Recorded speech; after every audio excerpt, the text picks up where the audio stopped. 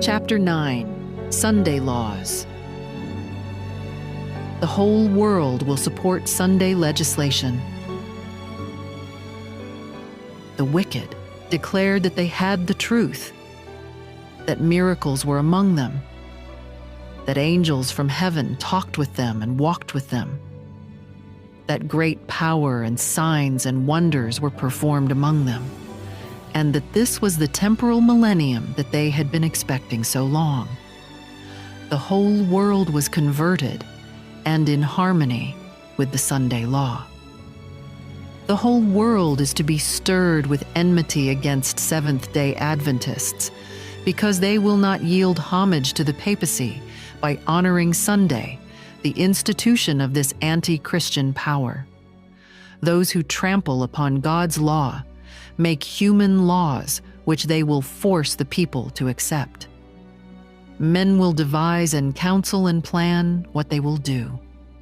The whole world keeps Sunday, they say, and why should not this people, who are so few in number, do according to the laws of the land? The controversy centers in Christendom. The so-called Christian world is to be the theater of great and decisive actions. Men in authority will enact laws controlling the conscience after the example of the papacy. Babylon will make all nations drink of the wine of the wrath of her fornication. Every nation will be involved. Of this time, John the Revelator declares, "These have one mind." There will be a universal bond of union, one great harmony, a confederacy of Satan's forces, and shall give their power and strength unto the beast.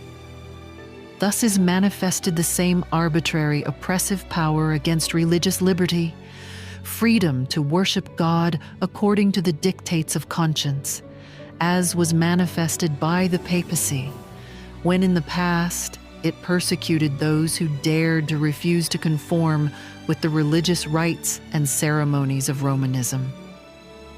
In the great conflict between faith and unbelief, the whole Christian world will be involved.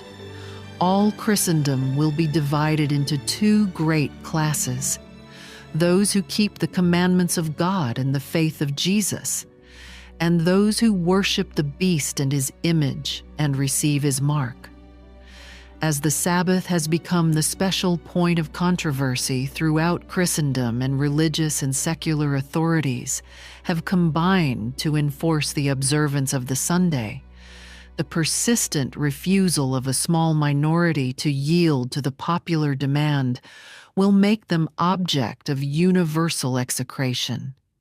As the decree issued by the various rulers of Christendom against commandment keepers shall withdraw the protection of government and abandon them to those who desire their destruction, the people of God will flee from the cities and villages and associate together in companies, dwelling in the most desolate and solitary places.